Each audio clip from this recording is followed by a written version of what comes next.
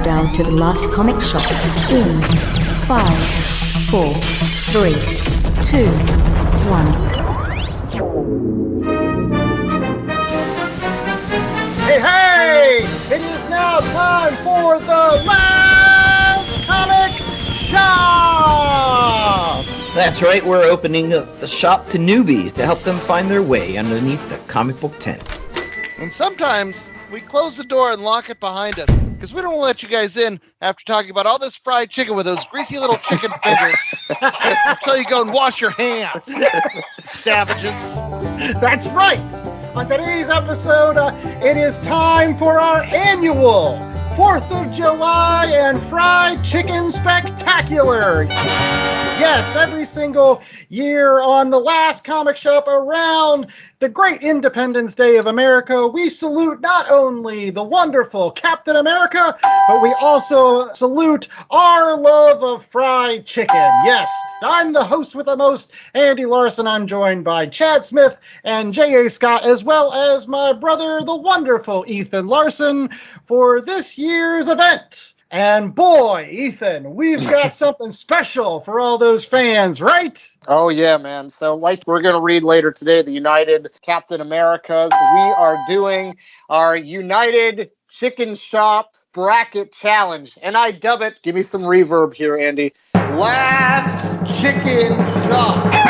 We took 16 chicken franchises, and we took them and we put them in a bracket. We debated about them, and we talked about what bodily functions these chicken places all do to us, and various. And we're gonna rank them, right? We're gonna rank them. We're gonna battle it out, get to the final four, which will let you, the valued listener, decide. Like a pure American, you're gonna vote on which one of these last final four chicken shops are indeed the last chicken shop. So Andy, I want you to do me one favor. You gotta ring that bell, homie. We are ringing that bell, and we are starting this tournament. Now, again, you know, if you watch the Final Four and the March Madness and all that other stuff, it's very similar. But with chicken! With chicken, that's right. So we got our number ones, we got our number twos, all the way through eights, and so we're going to get them head-to-head. We're going to start off with Chick-fil-A coming in at number 2 versus number 7, Roy Rogers. So, guys, what do we say? Is Chick-fil-A sandwich the king? Or is Roy coming in with his guns a-blazing? Roy Rogers is trash, bro. I ain't gonna lie. The fries smell like feet. The chicken's nasty. And then the best experience that I ever had was on the Turnpike, because the only place that I swear you can find a Roy Rogers is on the Pennsylvania Turnpike. You know, made the mistake of getting the salad, Roy Rogers. Oh. And I asked them what kind of dressing they had, and the woman looked at me dead in the face, and he said, well, you know, Roy prefers ranch. And understand, Ethan, there are no good choices at the Roy Rogers, but there are worse choices. And I think you went with the worst possible choice. I straight up will give you $100 if you can name one side at Roy Rogers. Disappointment. Probably cornbread? They've got to have cornbread. If you're going to go with a Rogers chicken joint, I say you go with Kenny Rogers. But that's like all those other like Peruvian chicken joints. Like I can't include Nando. I can't include. Oh right, the Piri Piri chicken. Yeah. There was an El Pollo Loco that opened in Shanghai to great fanfare. We all went down for lunch one day because it was open like right around the corner from our office, and they were giving out all this free El Pollo chicken. It was the first and last time I ever had El Pollo chicken. So this one's Chick-fil-A. Let's move on. Let's move on. So we got on the other side, we've got number 2, Bojangles, going against an underdog. Maybe not a lot of people have heard of it. TKK Fried Chicken. Is a Taiwanese chain of fried chicken restaurants. J.A., have you had TKK before? I have not had TKK. They might have been scared away by the El Pollo chicken. I've heard it was good. They do have one in Baltimore. Long story short, though, they're not moving past Bojangles, right? Because actually we've heard of Bojangles. Hell no. Yeah. TKK gets the TKO. Move on. Yeah, I mean, I think that was a perfect place to substitute Chad's choice of grocery store chicken. You can laugh, but we've all been there. When you're at the grocery store, like, what am I going to get for dinner? And you're like, screw this, I'm not cooking dinner. We're getting chicken. You got to do it on Cheap Chicken Monday, too, at Safeway. They have Cheap Chicken Monday. I one time put it on our calendar at home, and my wife looked at her calendar and was like, did you really put Cheap Chicken Monday on her? We've got a number 3, Church's Chicken, with that bold Texas flavor versus Royal Farms, which is the first of the gas station chickens making an appearance. Oh, it's which end do you want it to come out of at that point? That's definitely like the spread offense right there.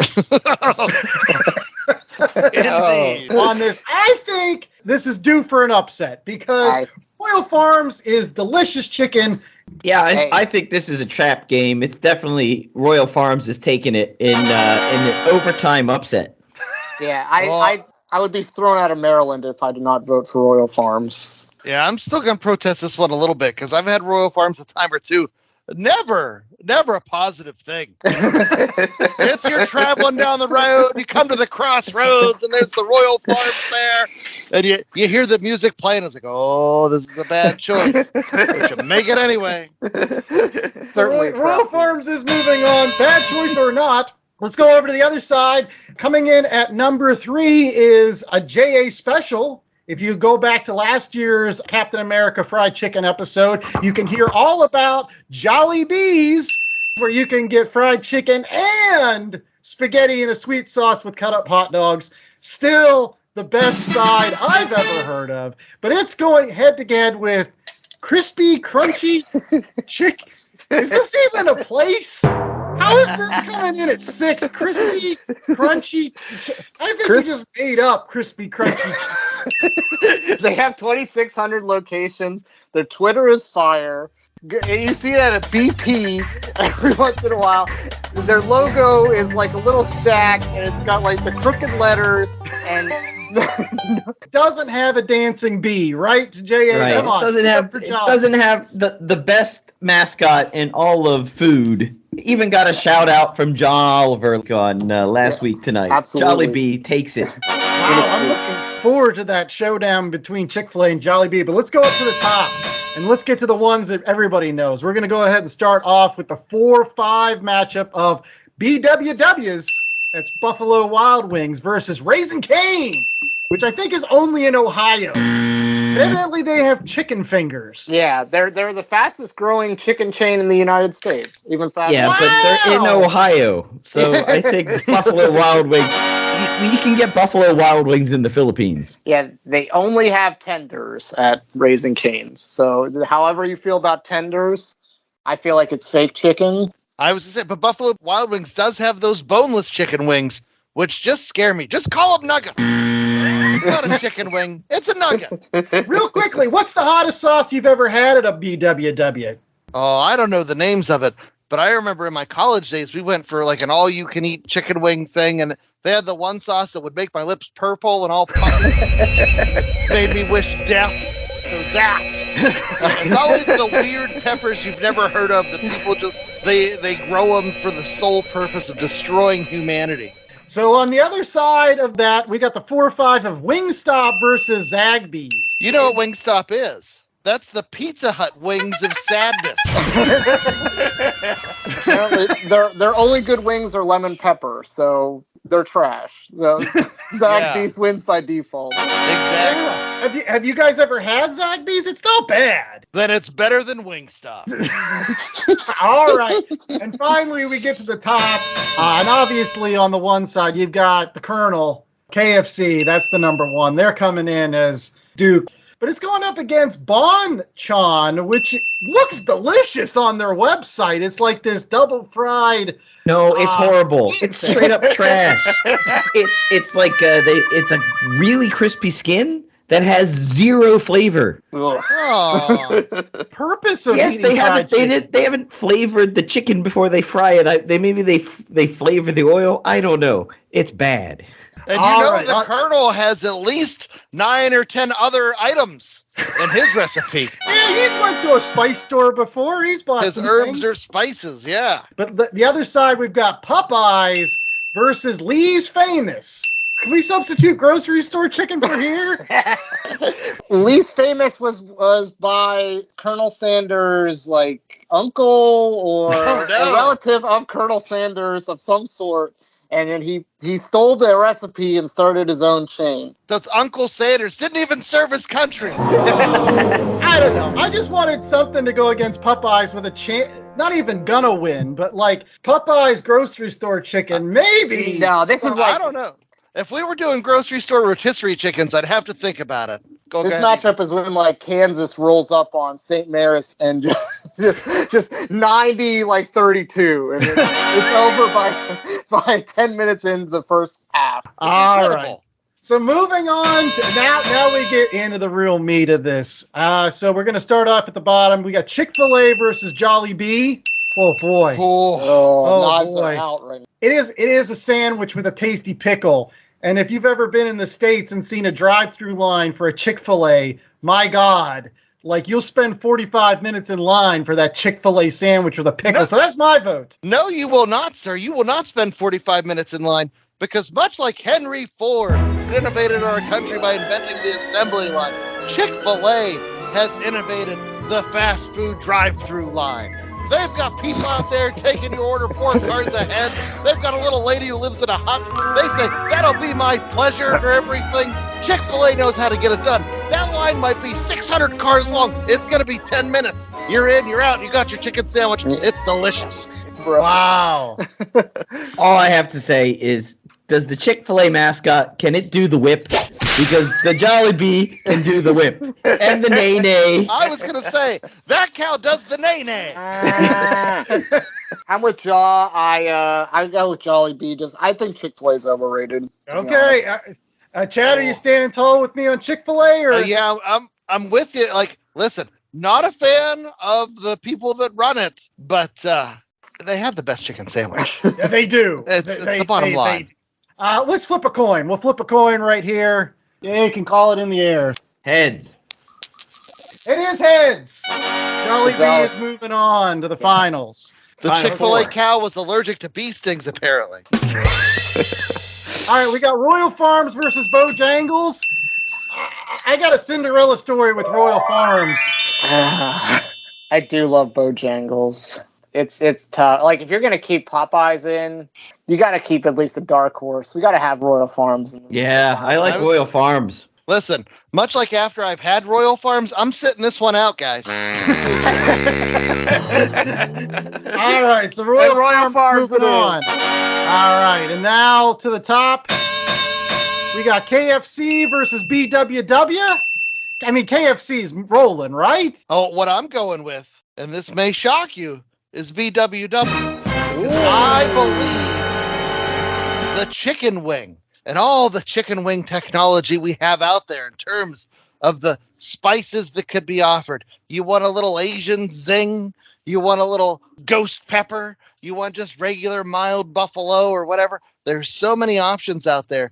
And if I have to choose between a bucket of fried chicken and an order of chicken wings prepared with the sauce of my choice, I'm going chicken wings every time, even if it's BWW's. Wow. It's really tough, man. I can't go against the Colonel. It's not in my DNA. I'm sorry. I love the Colonel, but would you honestly, if you had a plate of wings and a plate of KFC chicken, I think for the KFC? I would go with the wings. Yeah, I mean, if we're talking true head-to-head, like here's a bucket of chicken, here's a plate of Buffalo Wild Wings. You're all deserting him. The Colonel's on the fort. But I think people screaming like rats. KFC has the secret weapon. You give me that side of gravy, I'm eating I'm eating everything. I'm dipping my chicken in the gravy. I'm drinking the gravy. Listen, I'm doing shots of gravy with my neighbor. We're getting in this. Any side of BW3s is better than the garbage can sides of KFC outside of the biscuits. I'll give you the biscuits. Down to you, Ethan. You gonna give me Popeyes, right? I think Popeyes is rolling on Zagby. So all right, yeah, give me B-Dub. Let's do it. BWW is moving on to the finals, and of course, big upset. That's a huge upset. KFC coming off like Gonzaga, always high up there in the rankings and just losing early and busting everyone's bracket.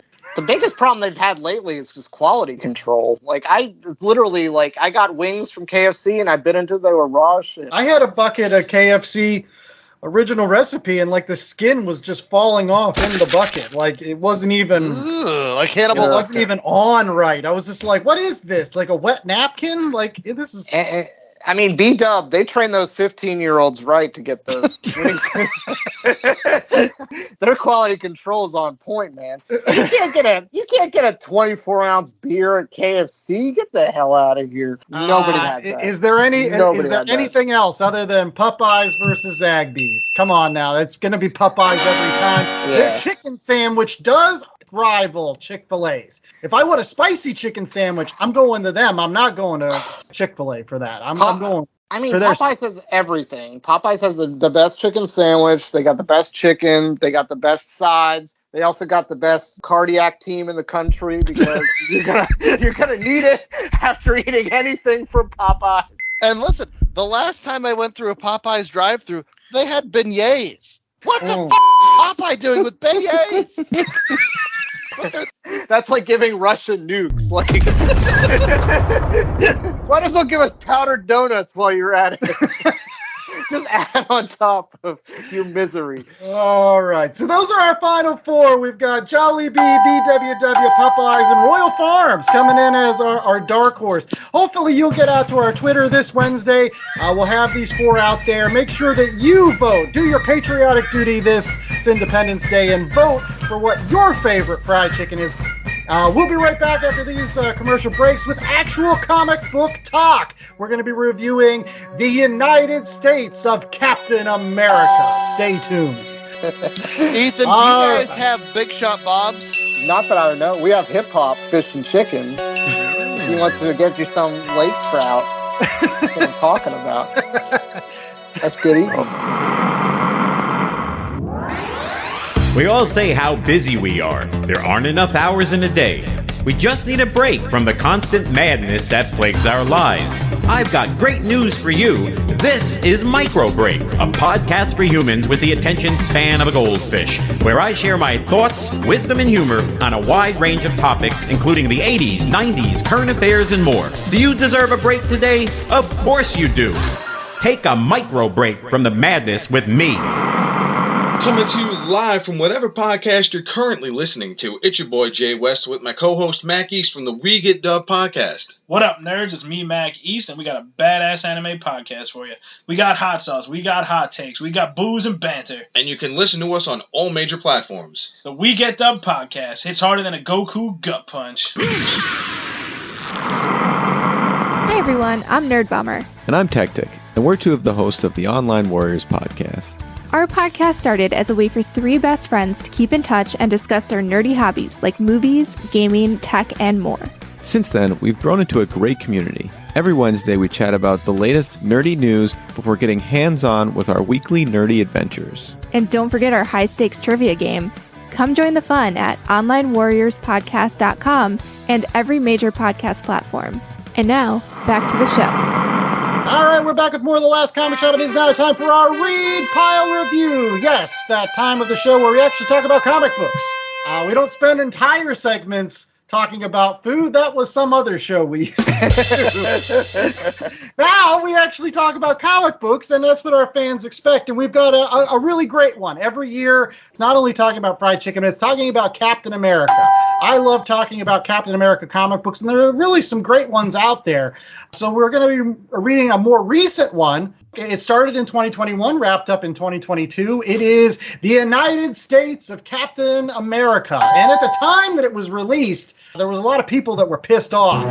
Evidently, they claimed that Captain America was getting too political, which was kind of weird for a book that the first issue is Captain America punching Adolf Hitler. Right. And we weren't even in World War II at that time. But regardless, so I felt like we should read it. And so, Chad, why don't you tell us who worked on this particular project?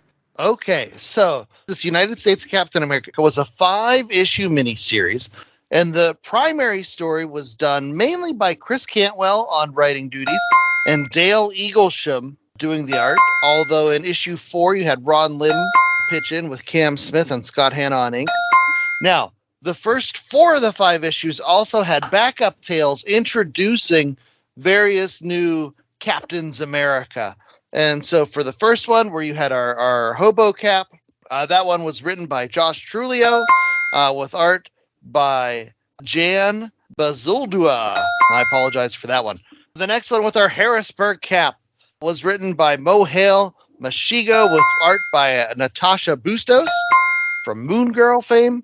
The next one, the Kickapoo Captain America, was written by Darcy Little Badger, with David Cutler and Roberto Poggi on art. And then the last one, with our college-aged Cap, was written by Alyssa Wong, with Jody Nishima doing art duties there. Yeah. So, Ethan, our resident auteur, do you want to give us the 10-cent synopsis?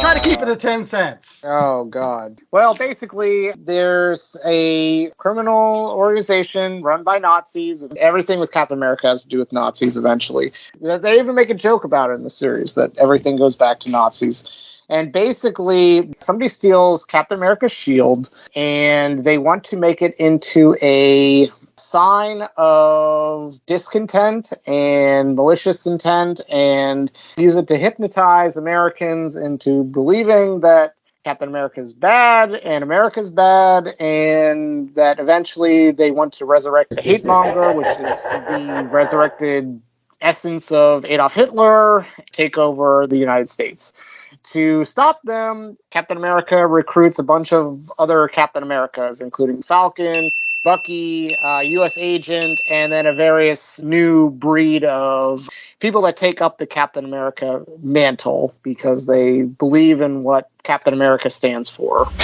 Yes, a very grassroots kind of organization of folks with trash can lids. And right, you get Hobo Cap and College Cap and Flojo Cap.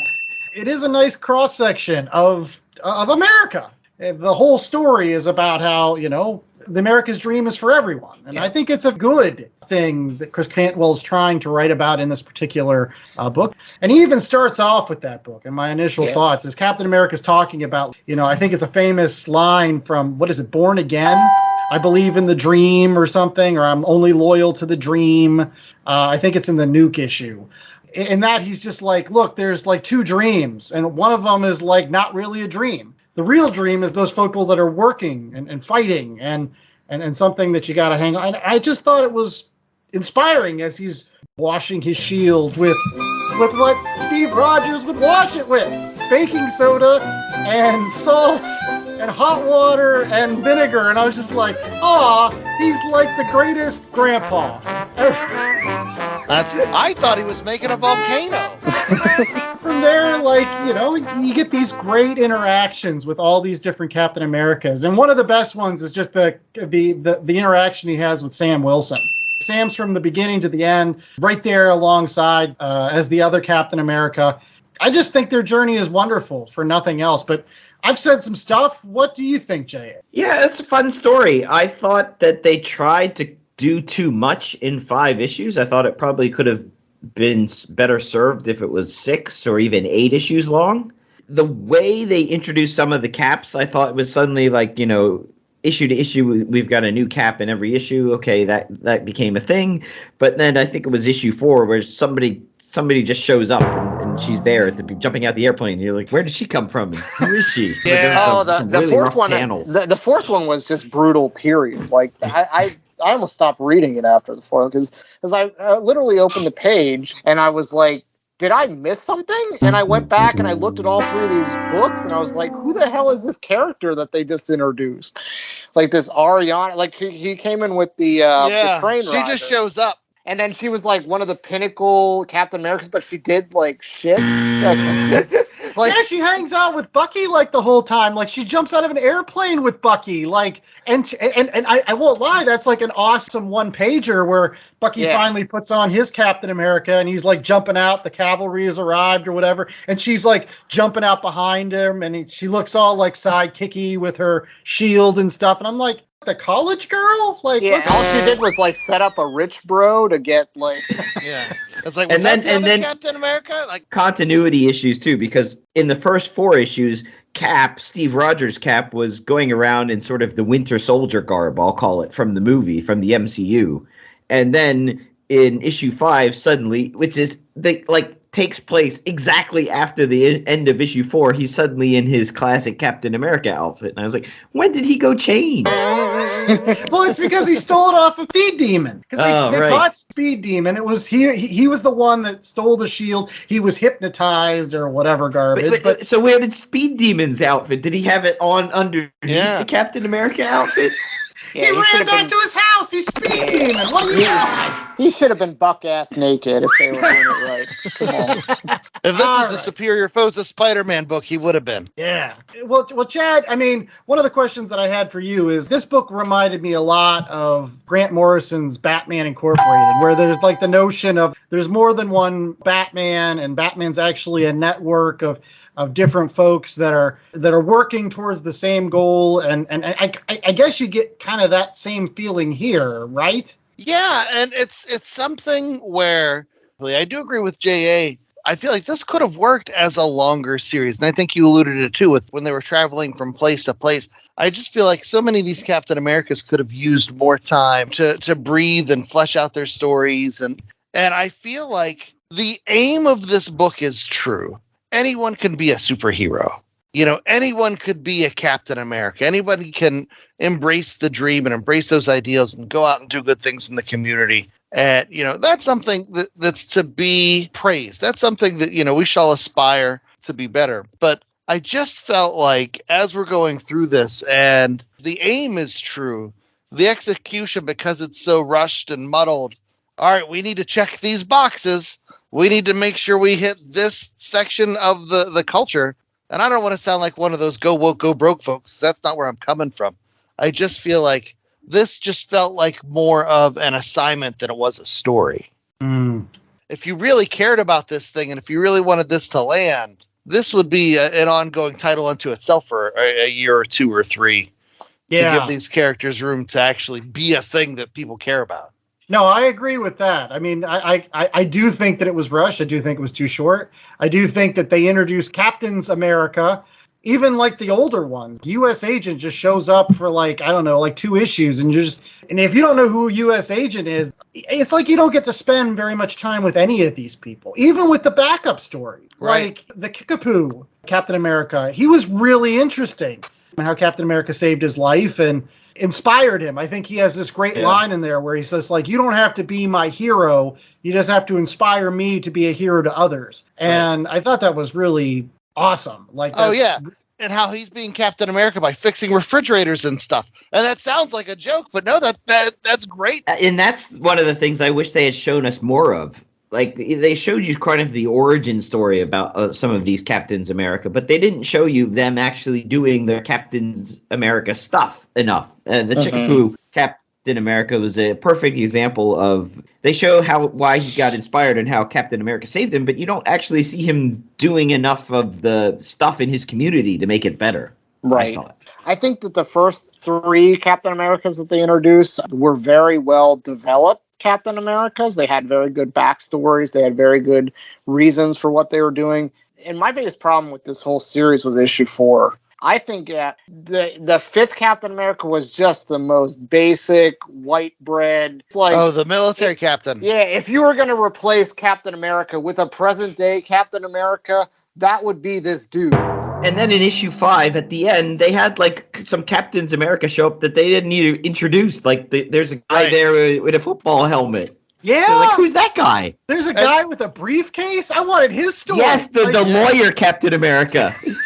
I was going to say, Super Pro Captain America's hanging out there in that double page spread. But no, my big thing is, too, when this came out and there was all the controversy and people were like, Captain America shouldn't be political.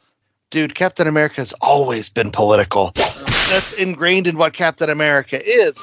But you almost do those folks a favor by rushing this story and making it so that, like, you're just checking boxes. Like, we need to make sure we have a Native American Captain America. We need to make sure we have somebody to represent. The intention is true, but by doing it so quickly, boy, does it cheapen it, you know? And I know this has just come out within the last year, but have any of these characters shown up anywhere else other than just quick story that it's like, yeah, this does seem exploitative almost? Yeah, like I highly doubt it. I think they're just going to go back to the white guys at the end of the day. Like 3/4 of the Captain Americas that actually people mattered about were white. Like Captain America, Bucky, and U.S. Agent, all white guys. Like, and then the only person of minority was Falcon. And then you had a bunch of jabroni Captain Americas that nobody's going to care about. Or that won't get written about, I think. Right. More to the point. You get lost in the shuffle. And is it better to have representation, but in a cheap way? To have the Dollar General representation, or to not have representation? And I don't know. As somebody who, these are bigger issues that I'm probably able to clearly express. But like, I wonder which is better. Like, and you'd see in the letter columns people championing. Like, there are people like, yeah, I was homeless, and like people forget about you, and that's absolutely true. And like, I'm glad those people had for a moment someone to connect with, and I've seen the value of that. I've seen how important that is for people, and I just, in my head, I struggle to wrap my head around it. Like, does this do more benefit by giving like a brief glimpse of representation, or does it do more harm by almost saying like, yeah, we gave you a Captain America. Remember, you got the one from Milwaukee that dressed like a sausage. I'll say this. I'm glad that they told their story, but I don't see any of them as credible threats to a even very, very low-level supervillain within the Marvel Universe. And so with that in mind, like, I don't think they ever got the necessary credibility. The only one that I could actually see them doing anything with was, again, the white bread Captain America in the 5th issue, who could easily just take Steve Rogers' job at the end of the day. You don't think for a second that they wouldn't work with college girl Captain America? Well, come on. If they want to float. They put her front and center. They teamed her with Bucky. They made her jump out of an airplane. She got like the cute outfit. That's like Spider-Gwen. But but they have to draw her consistently, which is one of my biggest problems with this entire book. I think if you want good representation in a comic and a story that actually lasts and the people are meaningful, you got to go look at. They did it best in New Mutants, in the original New Mutants, the first 50 issues. There you've got representation, people from different cultures, people from different backgrounds, all living together, all dealing with things, and, real characters, real people. Or to use characters people care about, the all-new X-Men. So can I just go into the mechanics of this book a little bit? It's very hard to criticize art, because art is very subjective, as we all know.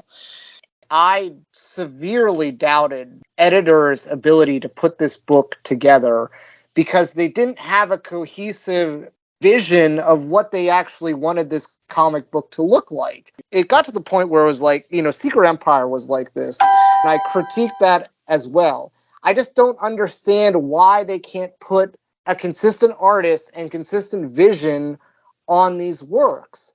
I don't know if they're trying to get a flavor that's different, but it's very distracting as a reader when every character looks differently in every single panel. Well, I think the idea of having the backups with a totally different creative team while giving other people voices, I think that can be confusing for readers that aren't used to the switching back and forth with comics. And so whenever you have a totally different artistic style that might fit that character, and I definitely think some of the backup artists fit better than the main story for what they're trying to get across with these characters, it can be jarring. But even from issue to issue, it's a problem. Well, I kind of agree with Ethan a little bit. I like Dale Eaglesham's art traditionally, but there were some times in this particular book I don't know. There was just something about the way that he was drawing folks, like especially the faces. I was just like, I don't know. I don't know whether I like this or not. The action scenes were great, and there were other times when it worked well, but I thought that this wasn't his best work. That's just my personal opinion. Like, I've seen better stuff from Dale, and I would have picked a different artist, honestly, for this work. I liked the covers so much more. So this was a consistent artist? Yeah, for the first issues 1, 2, 3, and 5, it was Dale Eaglesham. It did not seem like that in the least. Well, let's go ahead and get to our rating. And again, J.A. Scott likes to give us a 1 out of 4 scale, and maybe it will deal with chickens. I don't know. Is it chickens? Is it Captain's America? What is it this week? Well, this story revolves around Captain America having his shield stolen, so we're going to go 1 out of 4 shields. The traditional shield, the energy shield, the garbage can shield. I liked some of the alternate shields. I like Bucky's shield. It was all blue. I must have missed that part. But in any case, one thing we're not going to miss is Chad Smith and his rating. How many shields are you giving it, buddy? In the political climate that we live in, if you're going to kick the hornet's nest, you better be ready to bring something better than this. While I love the attempt, I love the idea, I think the execution just falls flat. And this is me from a position of privilege saying, no, if this is what you're bringing, that's not good enough. And so the Chris Cantwell story, like, there's not a lot of nuance there. And I get it. It's meant to be a fun little romp across the country. And, let's meet the captains. And, let's tell this story about young Steve needing to go to the bathroom. And, that's the wrong place, Steve. That's a sacred ground. And you give Sam a couple of moments as Captain America to shine. And you get the whole, but we're all Captain America, trying to do what's right. It was just so cliched and lacking in nuance here. So you got to bring it better than this. And I do agree the Dale Eaglesham artwork was a letdown more often than not. I did like the backup stories, though. The backups I thought were fun. And I can't think of one that I actively disliked. And so I'm going to say 2 out of 4 shields. All right, so let's go to Ethan. How many shields are you giving it, buddy? Well, when I read issues 1 through 3, I was totally on four shields. And then issue 4 happened, and I got introduced to this college girl that I'd never met before. The art changed on me. I was in a strange place. They started bringing in villains I'd never heard of, like the Z-list. And what I really think that they missed out, if you're going to take all the United Captain Americas, you know who they should be united against? The evil Steve Rogers from Secret Empire, who's also a Captain America. Because why do you need a hate monger when you have Tucker Carlson? I think this was cheap in some ways. I think that we introduced a lot of diverse Captain Americas just to end with a white bread Captain America that could be, Steve Rogers stand-in. I think that was very, very anticlimactic. Like Chad said, if you're going to bring it, you got to bring it stronger than this, brother. 2 out of 4 shields. Wow. All right, J.A., you're up next. Yeah, you think Ethan and Chad, I echo a lot of what they said. I'm also going to give it 2 out of 4. I thought they just seemed a bit rushed at the end. The setup was getting there, and then it could have gone 6 or 7 issues.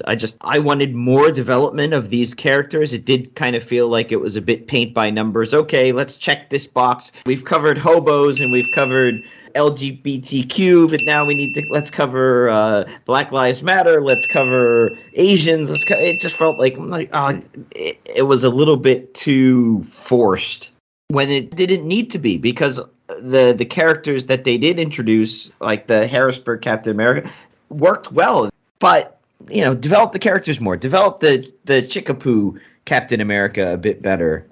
So it's a 2 for me. I think I'm going to go a little bit higher than all 3 of you. I think I'm going to go a 2.5 on this. I genuinely enjoyed the buddy stuff I was getting from Steve Rogers and Sam Wilson. I thought that was some good writing, honestly, when he was giving him crap about not, keeping phone numbers in his phone, and he uses it to just call people, and it was a nice back and forth. So, like, for those folks that like that stuff from the MCU, On Your Left and things like that, it was great. It was what you kind of wanted. And eventually when Bucky showed up, it was like they were getting the band back together, and it was nice to see that Captain America has friends, and not only that, but he inspires people to be the best that they can be. And so, like, all the other Captains America that they introduced, they were neat characters. The problem with it is the MacGuffin that sets up the whole story of Speed Demon stealing the shield and all this other stuff. You couldn't use that MacGuffin to actually have a series that would last more than like 4 issues. What is that? Like, He stole the shield and he was running across America. Yippee. Eventually he's going to catch up, and then they have to bring in, like, the hate monitor stuff, and then, like, whatever. But to that point, though, so that MacGuffin and the whole thing is they're going around trying to kill these Captains America, but Captain America doesn't know there's a network of Captains America. So if Captain America doesn't know there's a network of Captains America, how was them killing these Captains America going to affect anybody? That's true. That's true. And you didn't see how point. The communities turned on these cap. I mean, you kind of sort of saw it with, like, the Harrisburg cap a little bit, but they didn't really go into anybody else. Did the community turn up against the Kickapoo Captain America? Did they start bringing back the refrigerators? What I'm saying is, like, there were some holes in the plot. I like the notion of there being a network of Captains America. And I would have loved it. The story was about Captain America just organically finding out that there's a network of people that are trying to support the American dream and are there for their communities, and that you'd have a series in which he got to meet these people. That was the most interesting thing about this series. It wasn't about them punching supervillains. It was about meeting the other Captains America. And Steve Rogers understanding that he didn't have to carry this weight on his shoulders alone. You just reminded me of that panel from the Captain America story we read last year for the 4th of July. Basically, it's the whole, you stand up and you defend the people who can't defend themselves. That's what being Captain America is standing up for the people that can't stand up for themselves or something. And it's done so much better. Boy, if this was the subplot to, like, in a 25-issue run where every so often you're going to a different place to do Captain America action, with Cap teaming up with the other Marvel known Captains America, and he gets 2 issues with Bucky, and he gets, a 3-issue arc with the U.S. agent, and then along the way they're finding these Captain Americas and giving that story a chance to grow and chance to breathe. It could be great, and I feel so guilty being like, no, this isn't good enough. But that's only because it is a good idea. Just, it's not good enough. Right. Ah! But again, all these Captain Americas are throwaway people at the end of the day. They're not going to do a thing with them. Like, this was, I don't want to say a waste of time because it's an interesting concept, but it kind of was a waste of time. I would say it's contingent, I guess, on what happens next. I love some of the character designs. There's good stuff in here. If they can squeeze the juice and turn this into something else, it could turn out to be, a retroactive, really great series. So there's still hope. Well, we got to really quickly get to recommendations for this week's show for other comic books that you should check out at your local comic book shop, in addition to the United States of Captain America, if you wish. So, yeah, I will start off with my recommendation. It's really awesome. Great summertime reading. If you can find it at a local comic book shop, because, again, it's kind of out of print. Marvel and DC, they don't play nice anymore. Well, the parent companies don't play nice anymore. But it was one of those crossovers from the 90s, that golden age where they were playing nice. And you got a lot of stuff like Batman and Captain America, done by the legendary John Byrne. Now, this is a golden age tale, so you get the golden age version of Captain America and Bucky. You get the golden age version of Batman and Robin. And basically, they're trying to stop the Joker, who's initially working for Red Skull in order to steal an atom bomb, and then later even the Joker says, nah, I ain't working for any Nazi stooge, and helps Batman, I guess. It's wonderful, just easy reading with a lot of, like, golden age, good guys are good guys, bad guys are bad guys, and plus, not only do you get the great John Byrne art, but because of Roger Stern, you get a bonus at the end in which you get to see what would happen if this universe continued, and that Captain America goes in the ice in that universe, and who finds him but Dick Grayson, who has now taken over the mantle of Batman, and he's joined by a Robin who is Bruce Wayne Jr., and kind of an epilogue. It's really great. It came out in 1996. You can probably find it at a local comic book shop if you're looking hard enough. It's Batman, Captain America by John Byrne. Check it out. Chad? Okay, so I'm going to stick with something that deals more with recent affairs. I don't know if you find folks have gone out and listened to our Doctor Strange show. My recommendation, I'm going to get you guys geared up for stuff you need to know. because you saw that Doctor Strange movie a few months back. You know how the big thing they're setting up is the secret war. If you know what an incursion is, you know where it's going. And if you don't, you should start with a book drawn sometimes by today's artist, Dale Eaglesham. It is the Fantastic Four by Jonathan Hickman. Now, it's a Crib Summit JA style. There's a recent omnibus release, Fantastic Four by Jonathan Hickman, Volume 1, that contains all the FF stuff from 570 to 588, and then a couple other different mini-series. They do that awesome redesign of the Fantastic Four costumes with the short sleeves. Oh, yeah, I like that.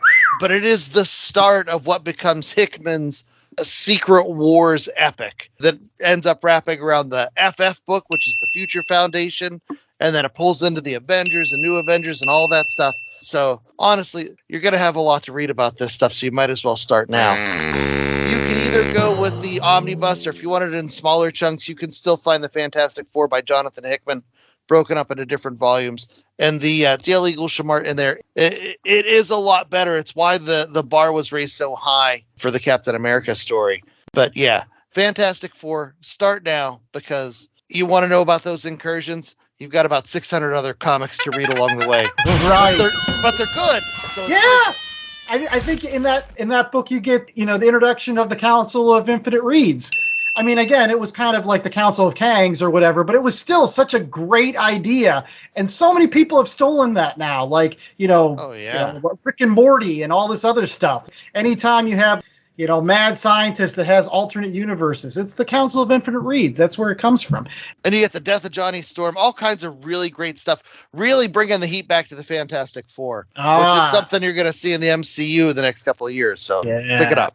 All right, Jay, what's your pick? All right, so when I think of summer and holiday season, I think back to the 1990s when you could go to drive-in movie theaters and you actually still had some playing with 3D. So this is back, we're not talking like the 3D of Avatar. I'm talking like old school 3D, blue and red glasses and all this stuff. And in the 90s, Valiant came out with this new 3D printing technology that they could do on full color comic books called Valiant Vision.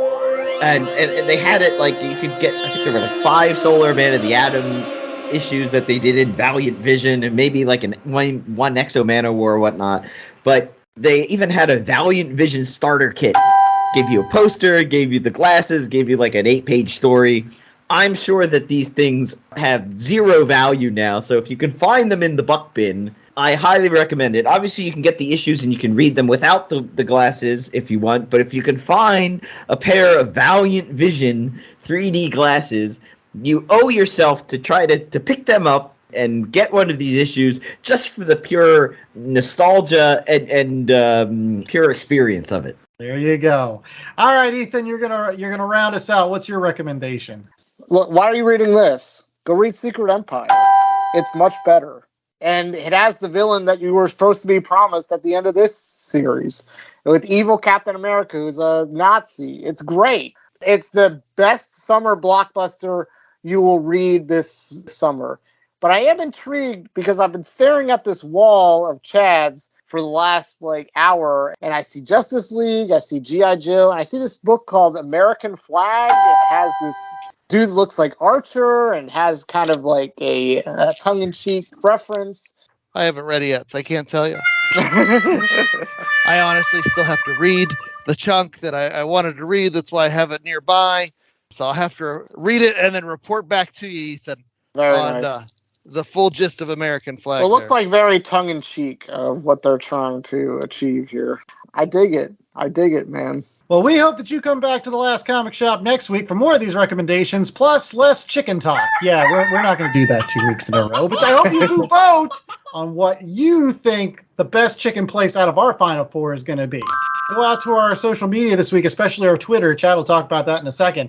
And you can make sure that you can find that stuff by going out to our website, www.lastcomicshoppodcast.com. It's a triple place where you can find all these kind of links to not only the places where you can find our podcast every single week, where you can rate, review, and subscribe. We've got a link to YouTube so you can watch summertime movies of us, talking with independent comic creators at Comic Cons, and we've got unboxings of action figures and toys and all kinds of great stuff. So make sure that you're checking us out often. www.lastcomicshoppodcast.com. Now, where can they find this awesome chicken pull, Chad? They can find that on Twitter and our social medias.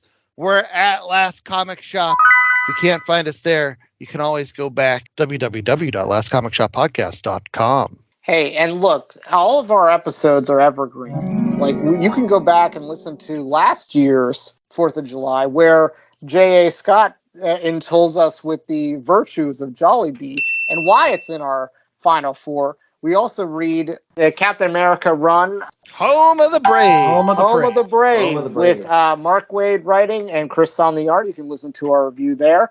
And if you like what we're doing, give us a 5-star review. You can find us on Apple Podcasts, Spotify, and anywhere else you get your podcasts. And once you've found us and checked us out, you can check out your local comic shop, where you can find things like The United States of Captain America or Captain America, Home of the Brave, so you can catch up with last year's show. Maybe you want to dig through and find Valiant Vision. Oh, that's old issues of American Flag you can pluck out of the buck bins, most likely. Or Batman, Captain America, which you'll probably have to pay more for. Or that Jonathan Hickman Fantastic Four stuff. Or any of the other great books that we recommended and talked about today. But go to your local comic shop where you can find those things. Yep, and when you're going, make sure you wear a T-shirt. Check out our merch. We've got loads of stuff for the summer. That's right. And we've got loads of podcasts still coming up for this summer, so make sure that you come back next week. Until then, I was the host with most Andy Larson. I'm joined by Chad Smith, Jay Scott, and Ethan Larson. And we hope that you stay safe, stay patriotic, and remember, stay true to the dream of one day eating a lot of fried chicken. Let me whip, watch me nay-nay.